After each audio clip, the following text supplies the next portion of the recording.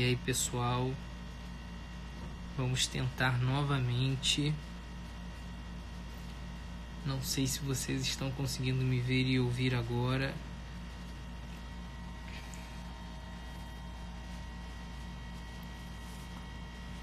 Boa noite, pessoal. Estamos aqui, acho que provavelmente a nossa última tentativa. Hoje estamos funcionando em cima de um imprevisto, com alguns improvisos. Eu peço que vocês me deem um retorno se vocês estiverem me ouvindo bem e estiverem me vendo. Vamos tentar aqui a nossa última vez. Espero que seja eficaz.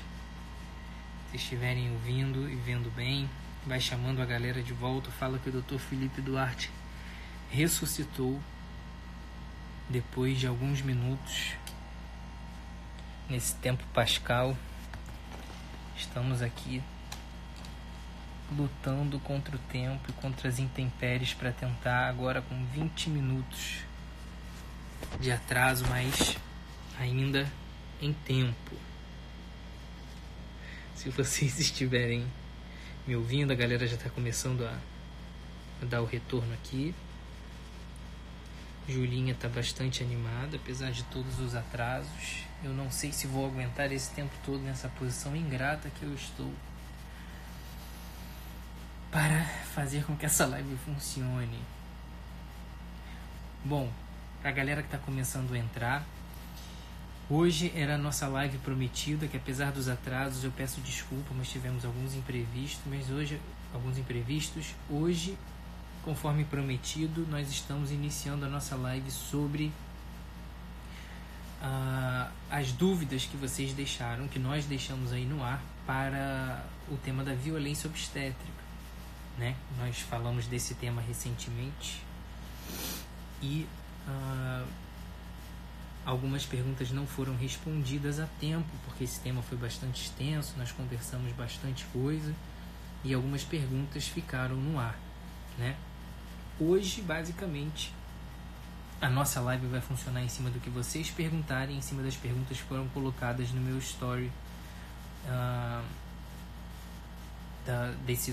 dessa última quinta-feira, tá? Eu vou tentar responder vocês. As perguntas eu acho que vamos também testar se vai continuar funcionando. As perguntas que vocês colocaram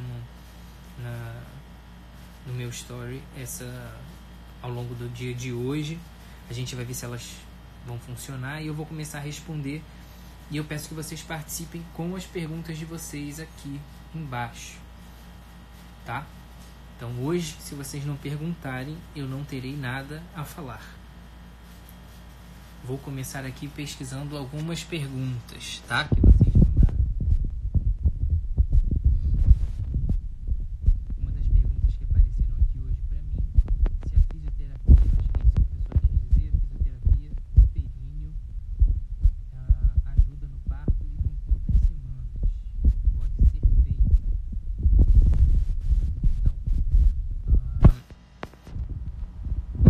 Na verdade, quantas semanas pode começar, né? Na verdade, quando... Estão me ouvindo agora? A Rebeca colocou que não estava me ouvindo. O áudio está ruim. Vou tentar... O áudio está saindo daqui desse dispositivo. Não sei se vocês voltaram a ouvir agora.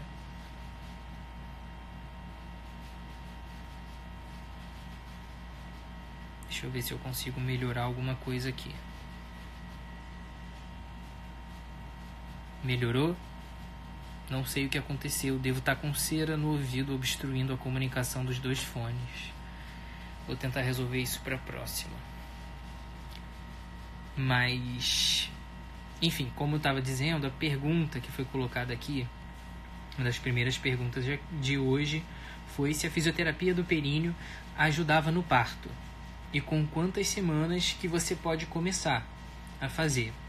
A fisioterapia do períneo é uma coisa que a gente recomenda de uma maneira geral para tentar fortalecer a musculatura e tentar preparar mais esse períneo para receber essa sobrecarga, né, da passagem do bebê.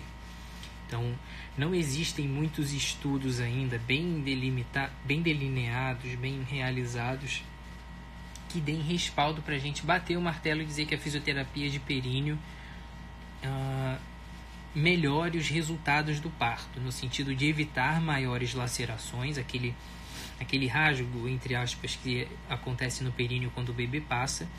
Para quem não está ambientado com o que eu estou falando, quando o bebê passa naquela última parte ali, naquela última barreira do canal de parto, ele vem descendo na bacia, que é osso e músculo, e no final ele bate naquela última parte para sair, que é uma barreira de músculo e pele do períneo, que é aquela parte que fica entre a vagina e o ânus.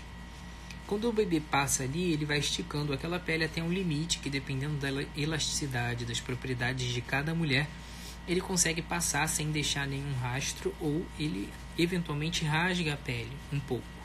Antigamente se fazia de rotina a episiotomia para evitar que existisse alguma laceração aleatória, porque às vezes a laceração é grande, é extensa, é muito profunda, às vezes ela se estende até o ânus da paciente e compromete o reto em casos mais graves, com alguns fatores de risco específicos. Isso pode prejudicar muito a recuperação da paciente no pós-parto.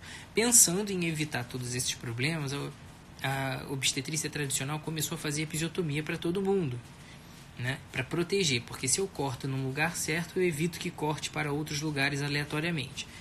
E o que se mostrou é que se você deixar o parto rolar de maneira natural, na grande maioria das vezes, de uma maneira geral, as lacerações do parto são muito menores e às vezes nem acontecem. E quando você faz episiotomia, você está dando como certo que a mulher vai ter uma laceração, entre aspas. É meio desonesto falar isso, né?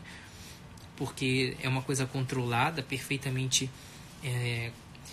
possível de ser consertada com os pontos, e a recuperação naquela região é boa.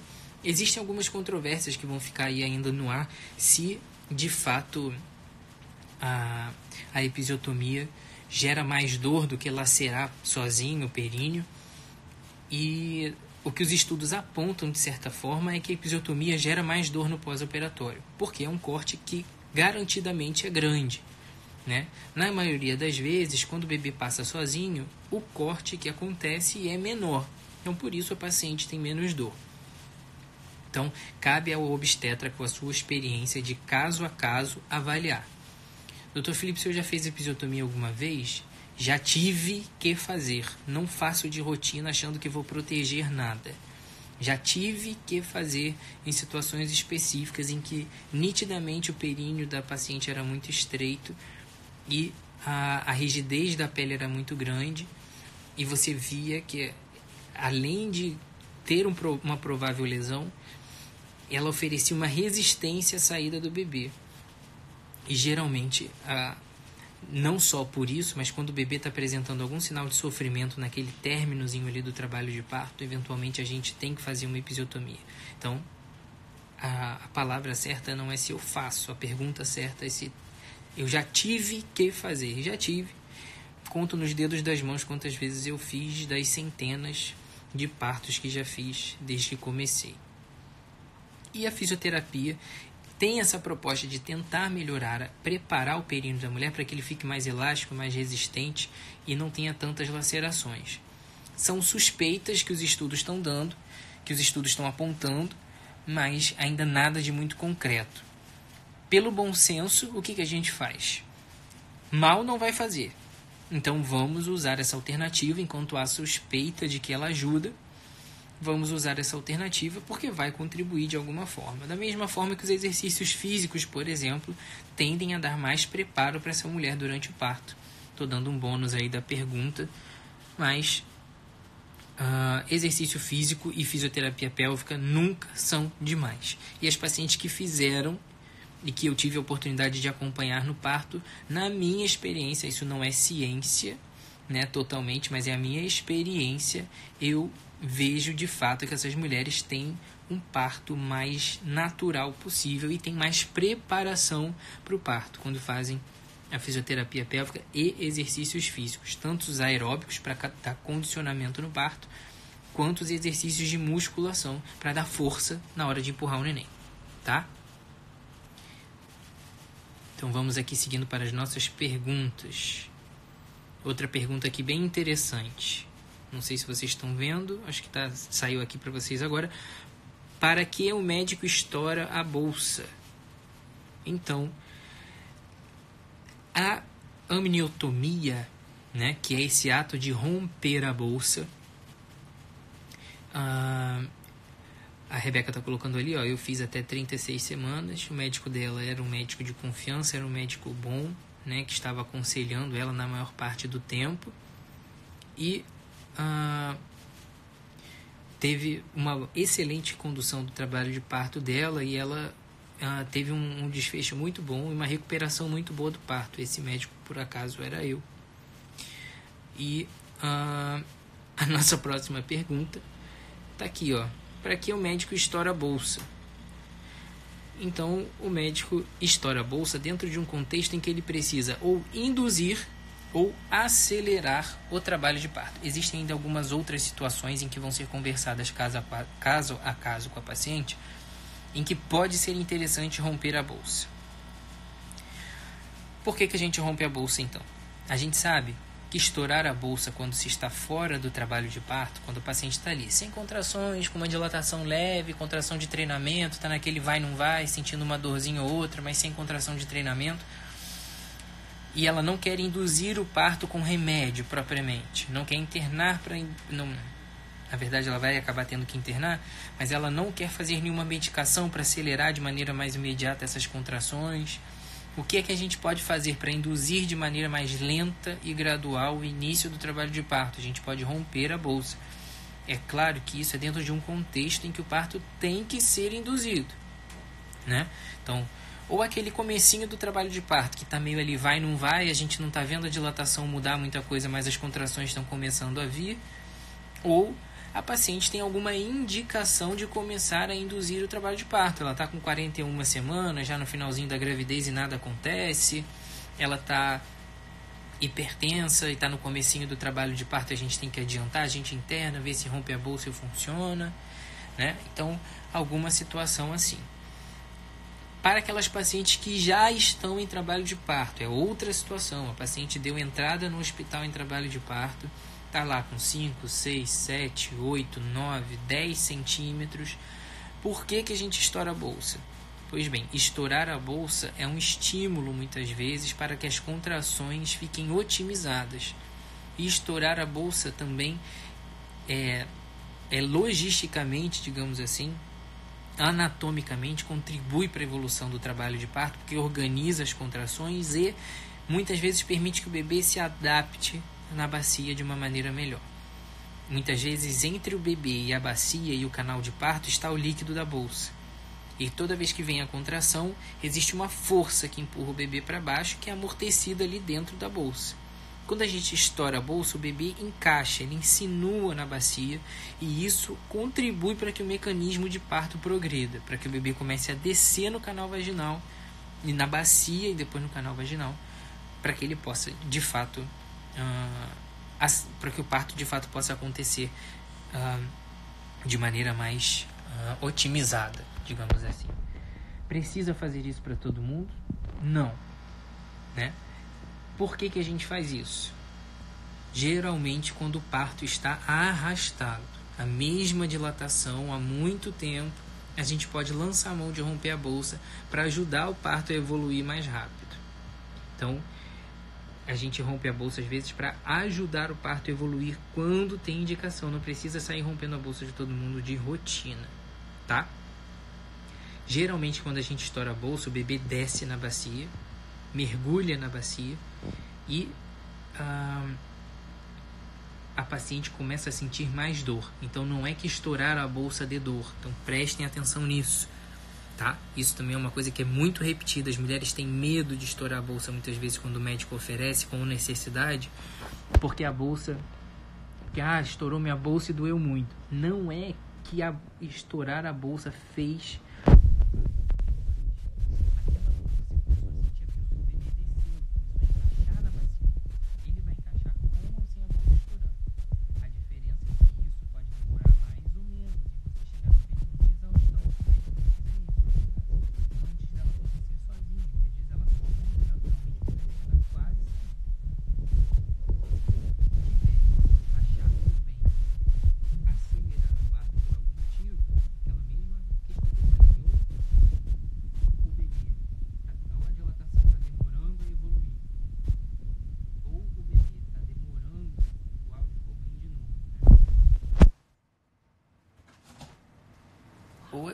eu vou tentar melhorar aqui, gente. Ou a dilatação tá ficando ruim. Vê se vocês me ouvem agora. Vou tentar dar uma melhorada aqui. Entrou o áudio. Voltou. Beleza.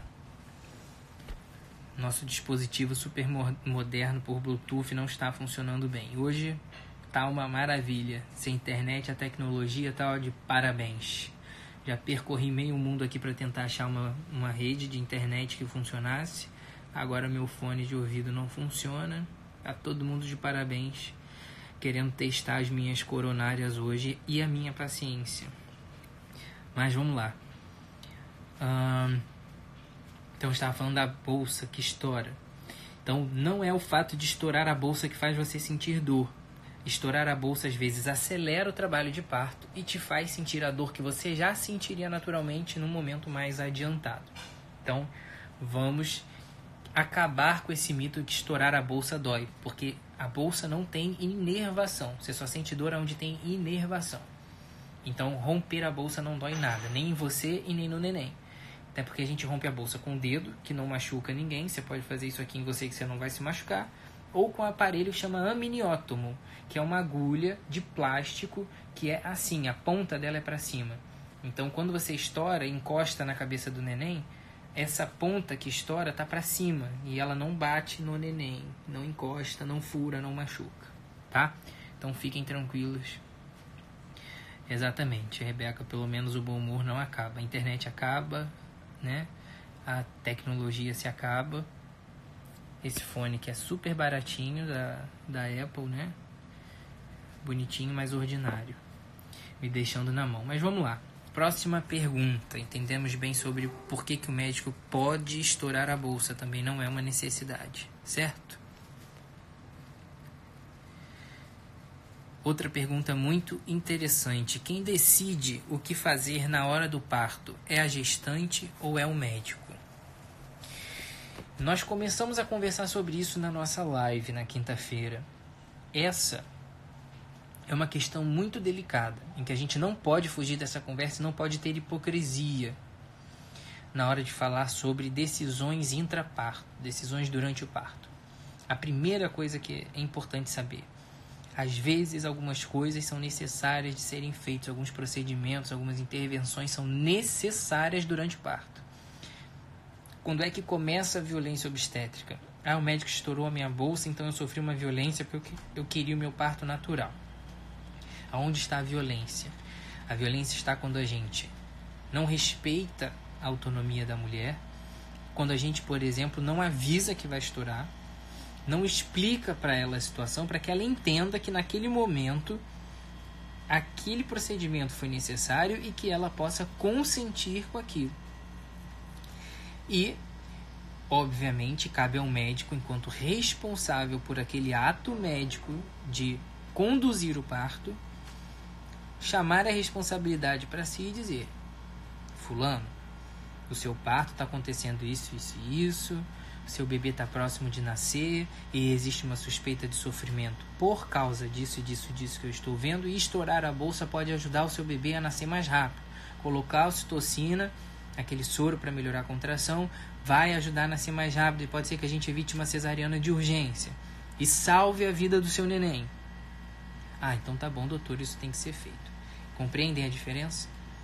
Então não é delegar a decisão à paciente, porque a paciente é paciente, ela é leiga, ela tem informações. O que eu estou conversando com vocês, por exemplo, aqui hoje, são informações para que vocês tenham noção disso que acontece todos os dias, de que o parto é uma situação dinâmica, que a gente pode entrar uma mulher sem nenhuma doença, um bebê sem nenhuma doença, e acontecer um descolamento de placenta no meio do parto, e seu médico tem que correr e fazer uma série de manobras intempestivas para acelerar o parto. Então, isso é um processo dinâmico, é difícil de prever, e certas decisões têm que ser tomadas em 1 minuto. Cada minuto que se perde quando o bebê está em sofrimento é o cérebro do bebê indo para o espaço. Você está queimando o cérebro do neném porque você está adiando uma decisão. Então, numa situação de sofrimento, por exemplo, essa orientação tem que ser rápida, tem que ser dinâmica, objetiva, precisa e a paciente acima de tudo. tem que estar com um médico que ela confie. Então não adianta você cair de paraquedas no meio do parto da paciente, ter feito um pré-natal totalmente jogado, ter feito um pré-natal em que você não conversou com seu médico, não perguntou para ele tudo isso que ele pensa antes. Porque se você conversa com seu médico e vê que ele tem uma linha de cuidado, que ele é uma linha humanizada, uma linha que respeita a mulher, se as decisões que você tomou durante o seu pré-natal foram respeitadas pelo seu médico, se você foi bem orientada, foi bem acompanhada, seu médico responde às suas perguntas com aptidão, com precisão, não é evasivo, você vai chegar no seu parto com a impressão e a certeza, na verdade, de que esse médico você pode confiar. E que se ele te propuser alguma coisa na hora do parto é porque precisa e não porque ele quer. Compreendem? Então, quem decide o que fazer na hora do parto é a gestante ou o médico? Um pouco de cada, porque a paciente tem que ter as suas expectativas e os seus anseios respeitados, sim, dentro do limite do que é seguro.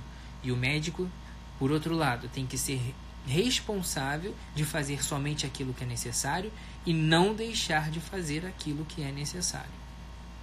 Entende? Isso é uma troca. Muitas vezes essa relação é uma balança em que você tem que chegar no acordo. Então, às vezes, o parto está evoluindo devagar, mas a paciente não quer usar ocitocina. Beleza. Vamos estourar a bolsa, então. Então, vamos fazer algum movimento pélvico. Então, vamos fazer algum exercício durante o parto. Vamos fazer agachamento. Vamos andar, né? Vamos fazer alguma coisa para tentar melhorar isso. Tá bom? Então, são exemplos de coisas.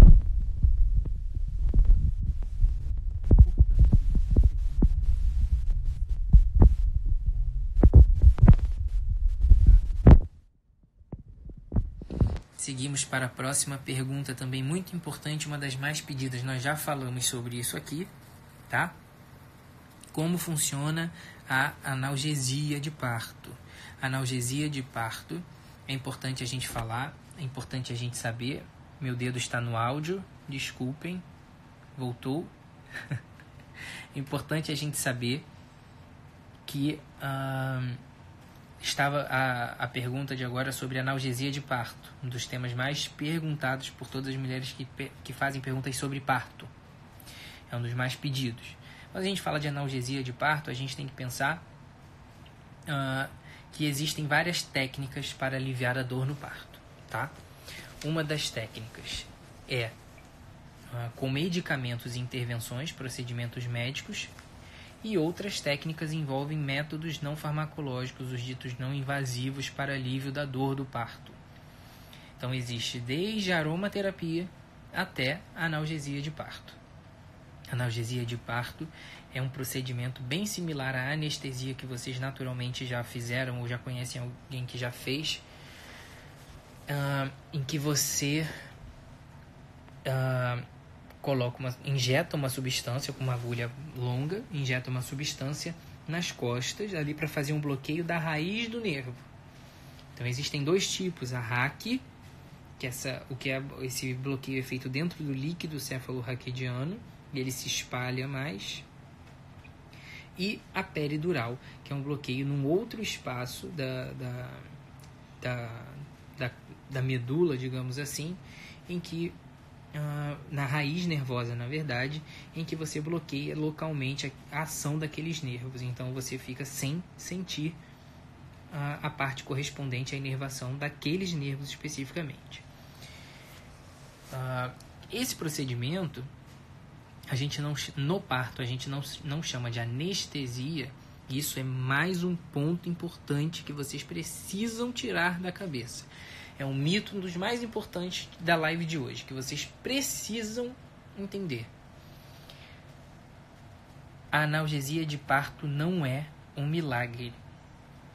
Ela é parcialmente um milagre. Muitas mulheres que estavam entregues à própria sorte, enlouquecidas, desesperadas, perdidas, querendo se jogar do prédio, voltam à vida e voltam a ter consciência depois que fazem a analgesia de parto. Mas a analgesia de parto não tira totalmente a dor do parto, tá? Por quê? Porque quando você faz um bloqueio da dor, você bloqueia como efeito colateral a contração do útero e o bebê não vai descer por gravidade, ele não escorrega na bacia, ele é empurrado pelas contrações e pela força que a mulher faz no abdômen no final do parto. Então, não adianta esperar que a analgesia de parto vai te livrar das dores, principalmente no finalzinho, quando o bebê está passando lá embaixo, é mais difícil de não sentir dor. Porque ele está literalmente abrindo aquele último espaço e isso é dolorido demais. A anestesia de parto faz com que isso fique tolerável e a mulher não fique descompensada e consiga pensar para fazer a força na hora certa, se movimentar do jeito que ela quiser. Às vezes, a dose dessa medicação fica um pouquinho mais pesada e a mulher perde um pouco os movimentos. Fica mais restrita nos movimentos, não consegue ficar em pé tão fácil. É possível com a analgesia entrar na banheira, por exemplo? A água morna, a banheira, por exemplo, ela é uma das alternativas não farmacológicas, não invasivas para alívio de dor. Tudo isso pode ser tentado. Então, o que a gente pode fazer? Mudar de posição. Aquela posição clássica da mulher deitada, com as pernas presas para cima, que nem uma rã. Essa posição é uma das que mais gera dor na hora do parto. Então, muitas mulheres preferem ficar mais soltas durante o parto e encontrar instintivamente a posição que vai aliviar mais a dor e ajudar mais ela a fazer força na hora que tem que empurrar. Geralmente o momento de empurrar é o momento em que se está com dilatação total, né? Se chega a 10 centímetros, aí geralmente chega na hora de empurrar o neném. Os seus puxos, que são aquelas forças voluntárias da mulher, involuntárias na maioria das vezes durante a contração, que empurram o neném e fazem ele sair junto com a contração uterina. Então, a analgesia de parto às vezes restringe um pouco essa movimentação, mas tem essa vantagem de aliviar bastante a dor e permitir que a mulher fique mais tranquila para empurrar, né? Porque às vezes tem mulheres que mal se aguentam em pé ou mal se aguentam em qualquer posição quando a cabeça do bebê está passando lá naquela última etapa para sair. E a analgesia de parto é realmente um semi-milagre, né? Algumas mulheres não tiveram esse privilégio, como a Camila que está falando aqui, que no caso é a minha esposa, que não teve tempo. Como eu falei para vocês, foi um parto relâmpago, da hora que estourou a bolsa até a hora que o bebê nasceu, que a Maria Alice nasceu, foram 3 horas praticamente, menos de 3 horas na verdade, foram 2 horas e 40 minutos, se eu não me engano, e mal deu tempo de chegar no hospital, quase que nasce no meio do caminho e quase que eu apareço no jornal no dia seguinte. Até hoje minha esposa olha atravessado para mim quando ela conta essa história, mas não se pode ter tudo na vida. Ela teve um parto relâmpago e vão-se os anéis, ficam-se os dedos, nasceu super rápido, ela mal pôde perceber que estava em trabalho de parto. Mas, desabafos à parte, vamos seguir para a nossa próxima pergunta. O que você pensa sobre o toque de instante em instante? Essa também é uma pergunta muito complicada, porque isso tudo vai variar muito de acordo com a sua situação no parto, tá? Antigamente se tinha essa ideia de que a avaliação obstétrica com toque era de 1 em 1 hora. Não há nenhum crime, tá? E nenhuma violência em se fazer esse toque de 1 em 1 hora, desde que haja necessidade. O que é essa necessidade? As contrações estão evoluindo bem, a dor está aumentando, você está ali com sinais indiretos, que são vários, que não vale a pena eu ficar falando agora, porque são sinais técnicos que um obstetra tem que saber. Existem vários sinais técnicos que podem ser observados, que são indícios de que o parto está evoluindo. A coisa está se mostrando como um parto que está evoluindo. E você quer poupar a paciente de um toque em um determinado instante, não há nenhum problema de se fazer. Agora, se o médico olha e está desconfiando de que naquele momento existe algum fator que está atrapalhando o parto acontecer, é justo, é sensato, é importante que se faça o toque, porque ainda não inventaram visão de raio-x para saber se de fato o bebê desceu e se de fato a dilatação avançou. Existe uma série de estudos tentando mostrar evidências de que alguns sinais sugerem que a dilatação está aumentando e que o bebê está descendo. Nenhum deles tem grande comprovação científica a ponto de eu chegar para você e dizer assim, não precisa fazer toque, tá? Então o que eu te digo é, temos que ter bom senso e olhar de caso em caso se precisa fazer toque de hora em hora. Seu obstetra está errado em fazer? Não. Não existe nada que substitua o exame médico para determinar se o parto está evoluindo. E algumas medidas são necessárias se a dilatação não está evoluindo. Mas nós precisamos saber que a duração do trabalho de parto e o intervalo de horas em que uma mesma dilatação pode persistir e ser normal mudou muito nos últimos anos. Então aquela coisa de que a dilatação evolui 1 centímetro por hora até chegar a 10 e o bebê nasce, isso não é verdade. Antigamente se dizia, o parto de uma mulher na primeira gestação pode durar 10 a 12, 14 horas, 18 a 20, e o da mulher que já tem um filho anterior de parto normal, 12 horas. O período expulsivo, que é aquele período entre ficar com dilatação total e o bebê nascer, quem está na primeira gestação, 2 horas, quem está na segunda gestação para frente, 1 hora. Isso era uma regra fixa que não se tinha nenhuma validação.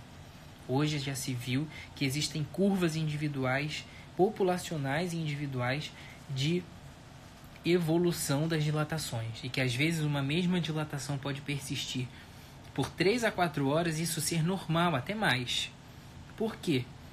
A evolução do parto não é só o bebê estar dilatando o colo, empurrando o colo.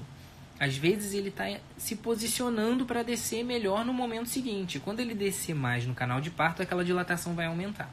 Então, dentro desse contexto, a gente pode até fazer toque de hora em hora? Pode. Mas a gente não pode se afobar com isso e achar, meu Deus, toquei há 1 hora atrás, estava com 7, agora continua com 7 centímetros. Não tem passagem, vou me operar. Não. Aliás, vamos combinar uma coisa? Em nome da sua saúde e da saúde mental da maioria dos médicos desse mundo, evite ao máximo repetir a seguinte frase. Trabalhe isso no seu psicológico. Confie em mim. Confie em mim. Tá? Geralmente, quando a mulher diz que não tem passagem, ela tem. Então repita isso na sua cabeça. Eu só vou saber se eu tenho passagem se eu entrar em trabalho de parto. Repita mais uma vez. Eu só vou saber se eu tenho passagem se eu entrar em trabalho de parto. Absorva mais uma vez. Escreva isso no seu caderno se você é gestante agora. Se você está tentando engravidar e você quer guardar uma informação, uma informação para a sua vida. Se você está nessa dúvida ou se alguém te falar alguma coisa diferente, lembre-se. Guarde esse mantra na sua cabeça e repita para essa pessoa, repita para você, repita para o mundo inteiro. Eu só vou saber se eu tenho passagem quando eu entrar em trabalho de parto. Muito bem, Júlia, já absorveu. Esse é um dos pontos fundamentais em obstetrícia. Minha mãe não teve passagem. Sua mãe é sua mãe, você é você. No meu filho anterior eu não tive passagem. Primeiro ponto. A quantos centímetros você chegou? Eu cheguei a 3 centímetros. Então eu tenho uma péssima notícia para te dar. Se o motivo da sua cesárea foi que você com 3 centímetros não tinha passagem, você podia estar, sem Rio Card, sem bilhete do metrô, qualquer tipo de passagem que você tenha perdido. Mas passagem do canal de parto, com 3 centímetros, ninguém tem como saber. Como é que nós diagnosticamos que você entrou em trabalho de parto? Quando as suas contrações são regulares, elas duram um tempo suficiente, elas têm força suficiente para empurrar o bebê e gerar mudança de dilatação em geral de pelo menos 5 centímetros. E em algumas situações essa definição chega a mudar. Então você pode chegar em algumas situações, principalmente mulheres que já tiveram vários filhos, podem ter 5 centímetros e não estar em trabalho de parto. E vão ficar dias com 5 centímetros. Isso não quer dizer que não tenha passagem. É para você chegar questionando todo mundo, dizendo que você está há 5 horas com 5 centímetros, com contração pra caramba, sua dilatação não mudou, seu médico quer indicar uma cesariana, é para você ficar questionando, esfregando o dedo na cara dele, dizendo, eu não tenho como saber se eu tenho passagem? Não, calma. O que eu estou dizendo é, temos que ter muito cuidado com esse negócio de passagem. Porque a passagem do bebê pelo canal de parto depende muito mais da interação daquele bebê com aquele momento do canal de parto do que com o tamanho do bebê e o tamanho da sua bacia. Em outras palavras, para o bebê passar na bacia, ele tem que encaixar direito. Tenha o bebê 5 quilos, tenha ele 2 quilos, tenha ele 1,5 kg, tenha a mãe 1,50 m, tem a mãe 3 metros de altura. Então, absorvam isso. Já fiz parto normal de bebê com 5,4 kg e já tive que operar pacientes que tiveram de fato uma obstrução do parto, uma parada de progressão do parto por desproporção cefalopélvica, que é não ter passagem de maneira cientificamente falando, desproporção cefalopélvica. Já vi casos em que não se evoluiu o trabalho de parto de bebês com 2,5 kg. E já fiz parto de bebê com 5,4 kg ou mais. Esse é um dos emblemáticos que eu lembro. Tá? Então, absorva mais uma vez essa mensagem para a sua casa. Eu só vou saber se eu tenho passagem se eu entrar em trabalho de parto. Existem situações específicas em que não se deve indicar o trabalho de parto? Existem. São peculiares, por exemplo, mães que tenham diabetes gestacional e o bebê tenha mais de 4 quilos, ou mais de 4,5 kg, isso varia um pouco na literatura. São situações específicas, nós vamos falar disso em algum outro momento, mas para você saber, de maneira geral, não dá, se está tudo bem com a mãe e o bebê não é um bebê gigante, não dá para dizer que você não tem passagem, porque a vizinha não teve, que você não teve, que a cachorra não teve, porque sei lá por quê. Tá? Então, próxima pergunta. Vamos seguir aqui dentro do nosso hall de perguntas que foram feitas hoje. Essa aqui também é muito interessante, eu citei ela na live. A ocitocina não é produzida por nós mesmos? Para que mais? Essa é a pergunta que nós todos nos fazemos com a evolução do trabalho de parto, né? Obviamente que a maior parte da ocitocina é produzida pelo próprio organismo e ela dá conta de coordenar essas contrações e fazer com que o bebê nasça. Mas em alguns momentos a gente precisa dar um reforço e iniciar a ocitocina para uma paciente artificialmente, da mesma forma que romper a bolsa, são maneiras de se acelerar o parto e que precisam ser feitas por uma indicação específica. Então, qual é o problema da ocitocina? É fazer de rotina e achar que todo mundo merece e que todo mundo precisa.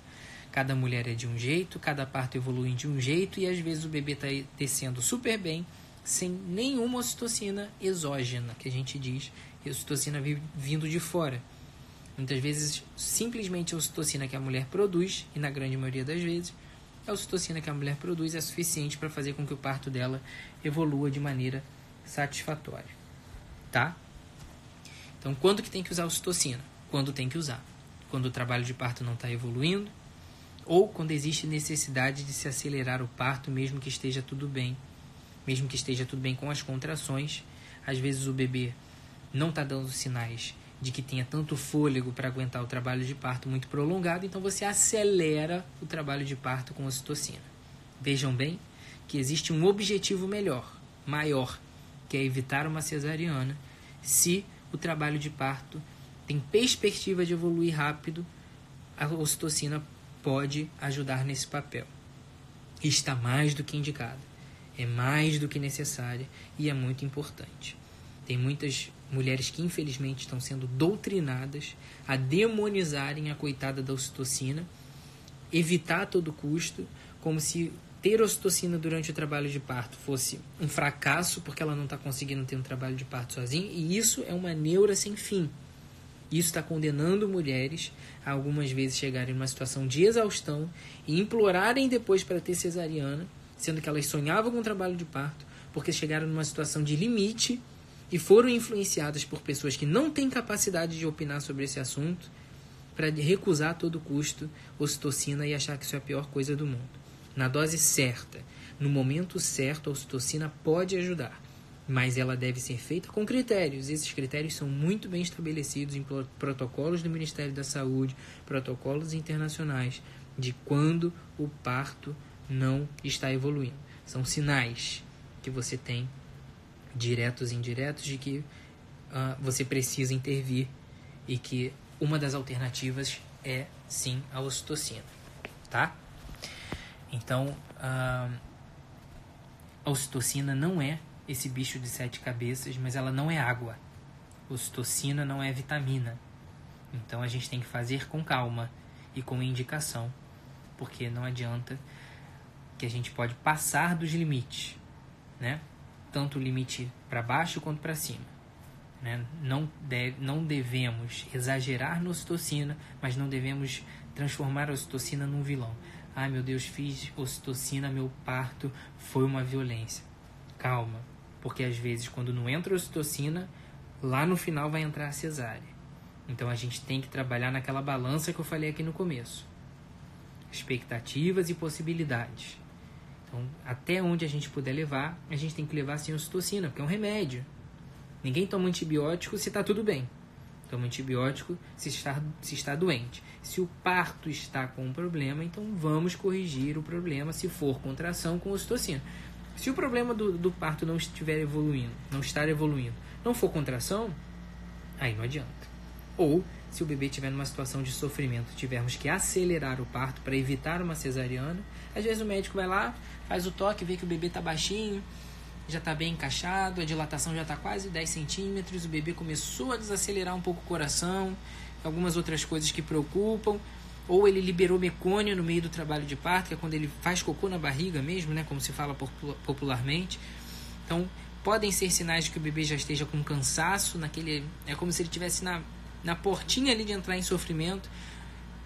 Não custa nada você oferecer uma aceleração do parto com ocitocina, dentro dos limites, e acelerar o parto, porque às vezes esse é o último passo antes da cesariana, né? Então, cuidado com essa doutrinação de que ocitocina é o cão, né? Ela pode ser o cão, mas ela pode ser a salvação também. Então, nem sempre nem nunca, com muito bom senso. Mais uma vez, converse com seu obstetra e tenha um obstetra em quem você confie, tá? Próxima pergunta.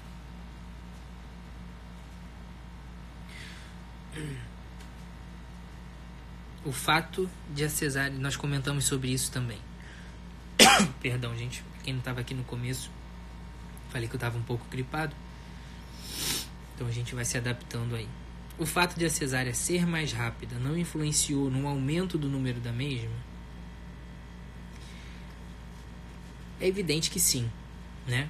Essa resposta, francamente, tem que ser dada. É muito mais fácil fazer uma cesariana do que um parto normal.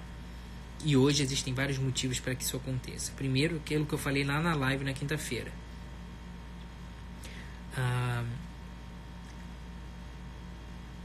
A gente passou a ter uma cultura muito intervencionista, em que a gente achava muito necessário acelerar o parto ao máximo e tratar tudo ao máximo, porque a gente não sabia como aquilo ia funcionar. Então a mãe estava com pressão alta, o cordão estava enrolado, a mãe estava com diabetes, a mãe estava cansada, a mãe estava isso, a mãe estava aquilo. A gente não tinha muitos métodos para saber que estava tudo bem com o neném. Então, esse medo exagerado de que acontecesse alguma catástrofe no parto gerou esse aumento do número de cesáreas, junto com a cultura de péssima remuneração dos obstetras, com essa onda, essa invasão dos planos de saúde, né? A remuneração péssima dos obstetras fez com que muitos deles começassem a seguir para essa área da cesariana, e a coisa foi desandando, porque era inviável se ficar à disposição da paciente no trabalho de parto com a remuneração que o plano de saúde se propôs. Recentemente teve uma certa valorização ali da hora do obstetra, mas infelizmente isso não é factível na maioria das vezes com a remuneração que o plano de saúde oferece atualmente. Tudo isso foi levando os obstetras para esse lado. Infelizmente também teve a omissão dos obstetras que não quiseram mais, né, brigar com isso, e se submeteram a isso de alguma forma e deixaram que isso acontecesse de alguma forma, mas a gente chegou nessa situação em que a cesárea, por ser mais rápida e mais fácil, é muito mais indicada. Mas a gente tem que recuperar isso de uma certa forma, trazer isso para uma nova realidade, entender que a cesariana tem o seu momento de ser indicada para uma série de doenças, uma série de condições. A cesariana é uma excelente indicação. A cesariana, ela historicamente representa um salto na qualidade obstétrica, porque muitos bebês que não conseguiam chegar à vida fora do útero conseguiram, né, essa perspectiva. Muitas mulheres que tinham algumas doenças importantes que as impediam de sobreviver ao trabalho de parto passaram a sobreviver por causa da cesariana, né?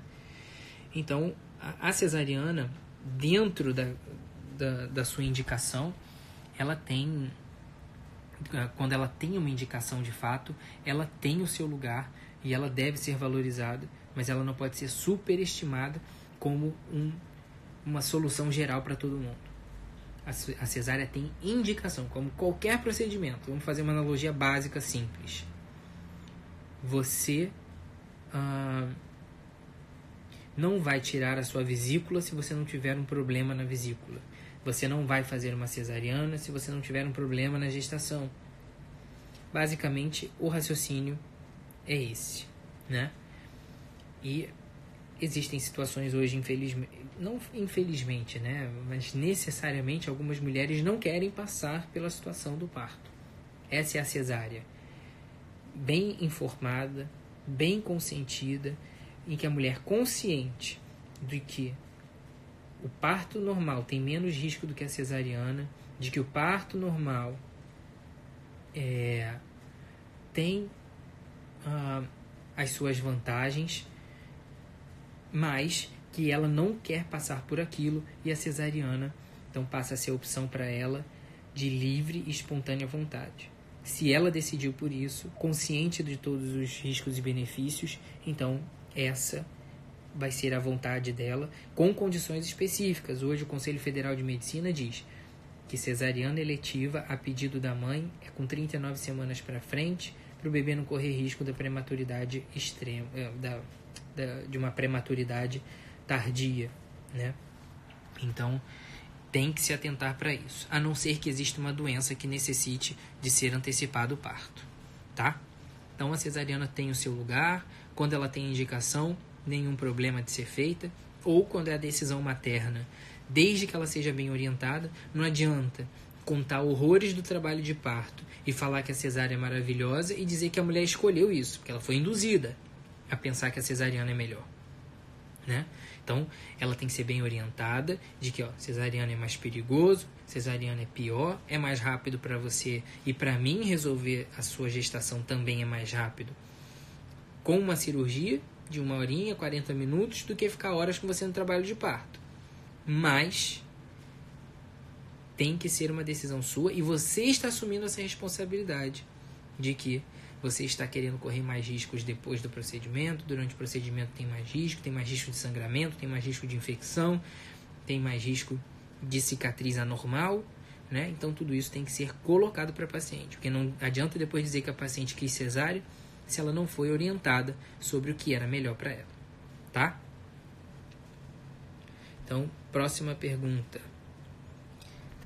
acho que já estamos aí com uma hora bem avançada, já estamos completando quase uma hora de live, são muitas perguntas, esses assuntos todos vão voltar e a gente vai poder tratar deles de uma maneira mais individualizada, tá, gente? Tem muita pergunta aqui ainda, não cheguei nem na metade. Vamos tentar selecionar mais uma aqui.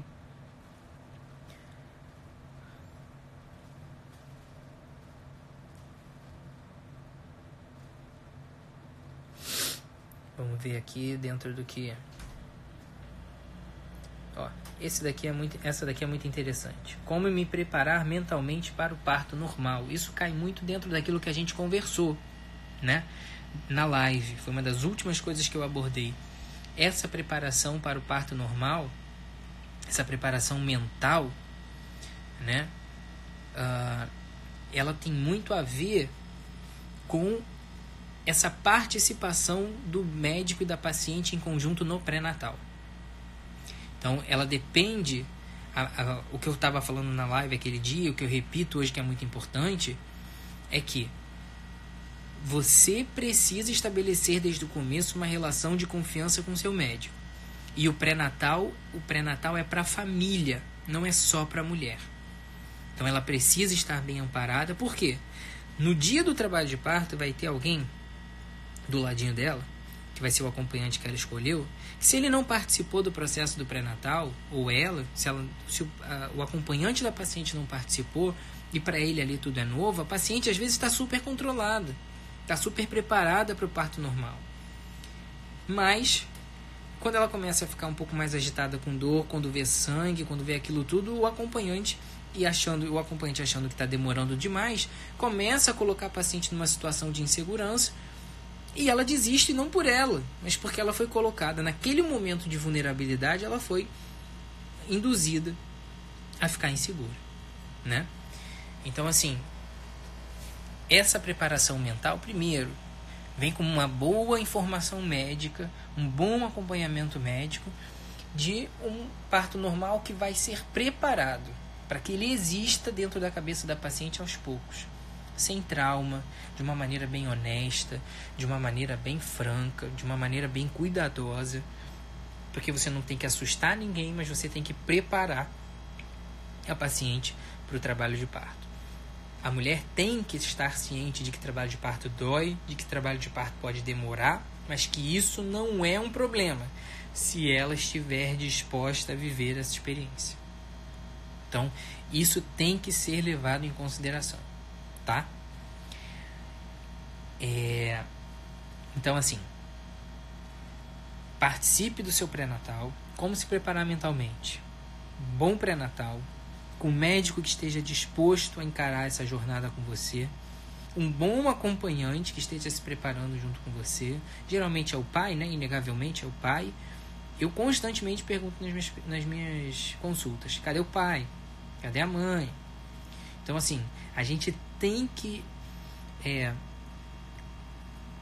alimentar essa cultura nas pessoas, nas famílias e nas mulheres, para que elas dividam essa responsabilidade com quem está do lado dela durante a gestação, para que não seja pega desprevenida ali no final da jornada, que é o trabalho de parto e o parto, né? Então, essa preparação mental vem de escolher um bom profissional de confiança e ter o amparo das pessoas à sua volta, tá? Profissionais que podem te ajudar: enfermeira obstetra, fazer um acompanhamento conjunto, falamos sobre isso, e falamos também sobre a doula, sempre com muito cuidado de ter um profissional capacitado, porque a enfermeira obstetra já é um papel mais do que estabelecido no mundo inteiro, a doula também, cada uma tem o seu papel, mas aqui no Brasil as coisas ainda caminham muito devagar, e isso abre margem para que as coisas fiquem desorganizadas e as pessoas assumam funções que não são delas, tá? Então, o que é do médico é do médico, o que é da enfermeira obstetra é da enfermeira obstetra, o que é da doula é da doula, e quando todo mundo está consciente disso, todo mundo desempenha o seu papel e se soma, e ninguém atropela ninguém, tá? Então, esse é o mais importante. Gente, algumas pessoas chegaram agora no final, outras estavam no meio, e a gente agora está chegando no final, de fato, porque já estamos com quase uma hora de live e a gente teve que priorizar algumas perguntas, mas em breve teremos mais oportunidades de falar sobre isso. Toda vez que a gente abre esse tema violência obstétrica, isso fica muito amplo e é difícil fechar. Agora, as perguntas que vocês mandaram não vão ser perdidas e a gente vai abordar uma outra live em cima especificamente da pergunta que está sendo feita aqui, para que a gente possa, em 20, 30 minutos, fazer pequenas lives para esgotar melhor alguns assuntos, tá? Eu agradeço muito a participação de vocês. Peço desculpas porque hoje a gente começou atrasado por problemas técnicos de internet, de fone que não funcionou, de lugar lotado e, enfim, barulho. E a gente teve que dar conta aí de um monte de coisa e vocês não desistiram e chegaram aqui até o final. Muita gente participou em algum momento dessa live e a gente teve mais uma vez um alcance muito bom e uma participação muito boa. Foram muitas perguntas também. Todas elas serão guardadas e nós vamos fazer mais lives sobre todos esses assuntos, tá bom?